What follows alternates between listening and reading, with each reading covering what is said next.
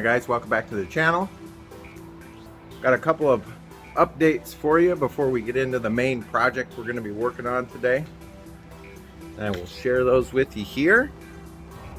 So behind the scenes from our last trip, if you watched the Adventures with Abel series, I told you I was going to replace this sending unit with a longer one. I did. I got a 17-inch one, which is supposed to work for tanks with a depth of 17.3 to 18.1 difference in depth, I guess you could say. Installed it and it works. So that got done.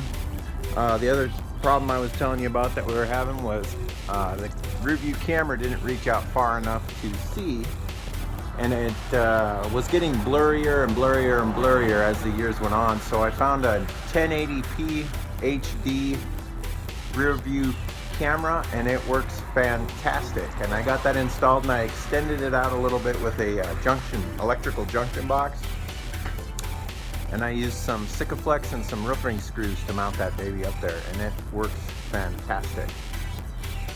What else can I tell you? There was one more thing that I was gonna... Oh! On our way back, I kept having problems with the dash lights. And I have one of these push button switches. So what would happen is you would press panel bright and it would turn on the dash lights, and then after about a minute or so they would turn off, but this little light in here would stay on. So I would turn it off, wait a minute, turn it back on, and it would run the lights for a minute. This is a continuous cycle the whole way back. And I'm like, what the heck is going on? Because this is like a brand new switch when I installed it.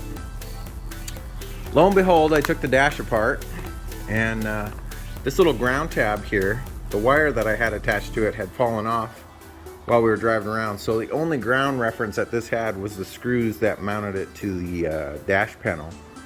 So it does work.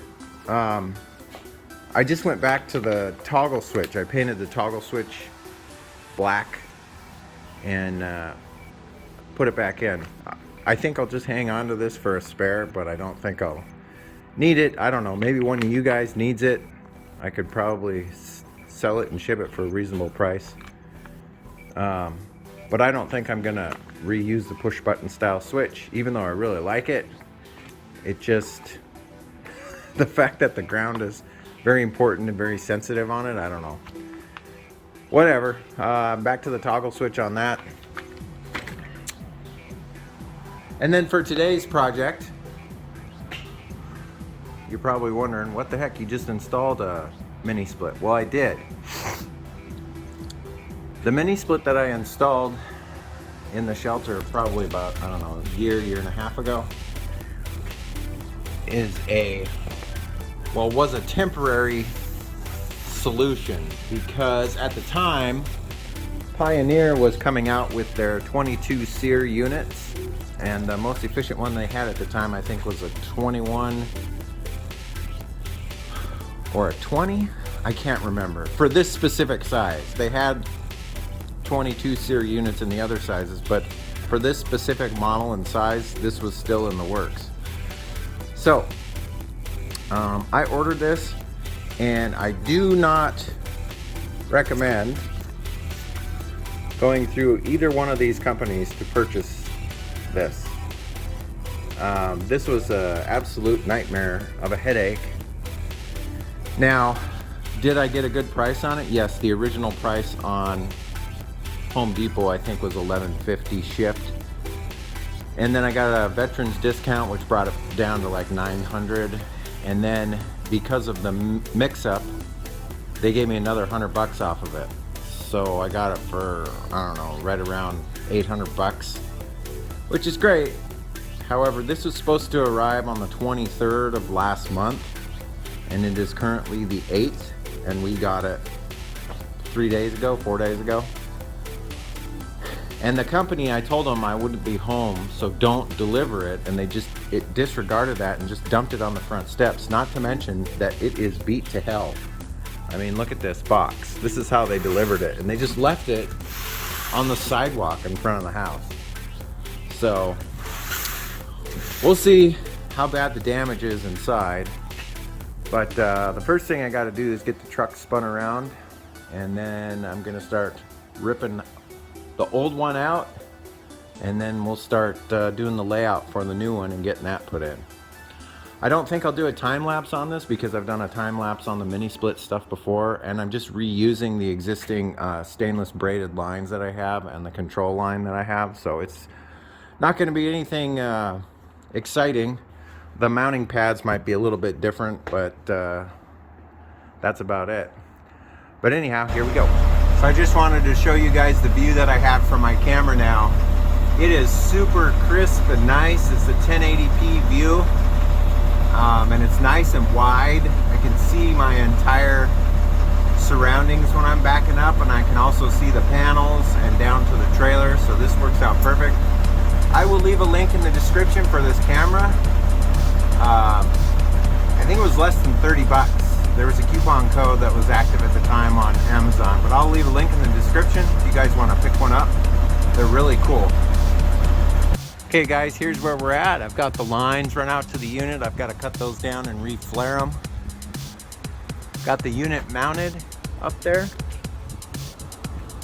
And this is a catastrophe in here. I've still got a bunch of wiring to do, but it's mounted and it fits nice. Just got to get all of those cables wrapped up neatly and the TV put back in position, but for now I got to go outside and fix that area out there. Stay tuned. Alright guys, we got everything installed, the wiring is done and whatnot, and this vacuum gauge has been sitting in vacuum for at least an hour and a half now. So we're gonna charge the system. It comes pre-charged, so we're gonna have to open these valves up on the system, and then we'll test the system, and then I'll finish wrapping up all the wiring and the copper tubing and whatnot, and that should be it for this project. I vacuumed it down for probably 15 minutes, so yeah, it's been sitting in vacuum there for all that time and it hasn't lost any pressure, so that's a good sign. Well, this part out here is all neat and tidy and buttoned up. Now we just got to go inside the shelter and clean that up a bit, and then we're getting ready to test it. Okay, I was even able to get some duct putty in there with the little trim ring. Cleaned everything up, routed the wires, remounted the TV back in its original position. Haven't turned it on yet, but we're going to turn it on and find out what the current draw is on this. So let's get this set up here. We're at 100% battery right now. Let's see if this draws less than 1,000 watts.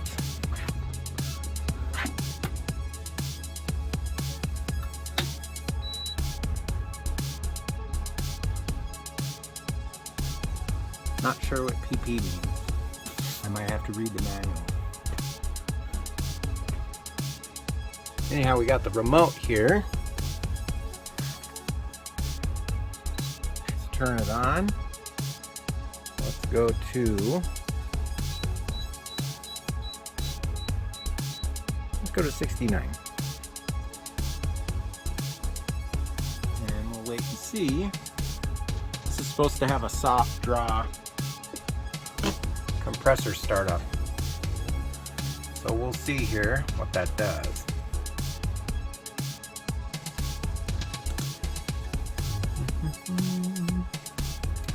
Might take a minute for the compressor to kick on.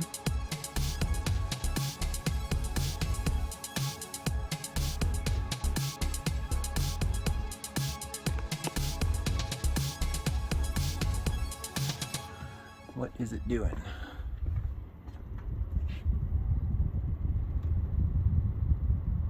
Right now it's just blowing air.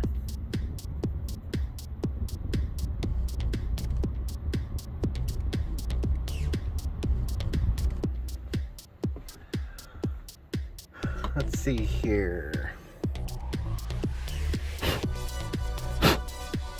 Oh, there we go. Looks like the compressor has kicked on and it's ramping up. And it looks like the solar's ramping up as well to keep up with it.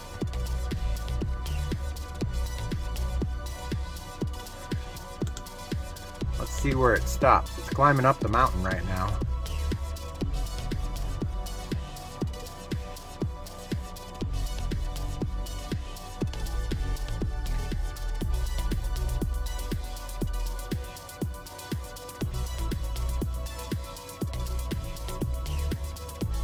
Almost at 700 watts.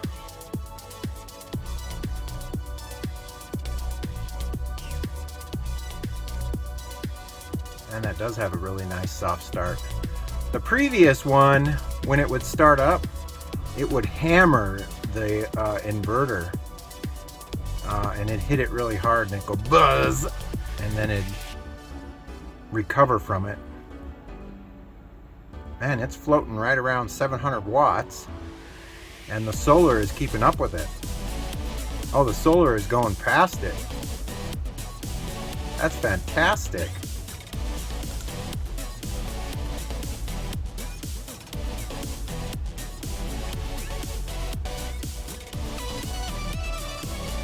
Solar's still matching it.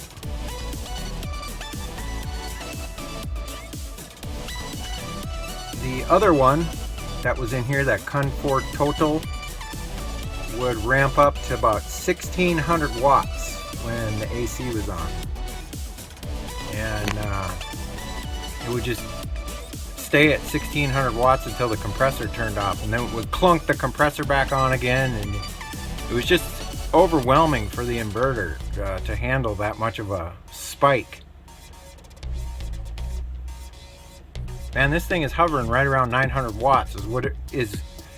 It's advertised as 900 watts, so that doesn't surprise me.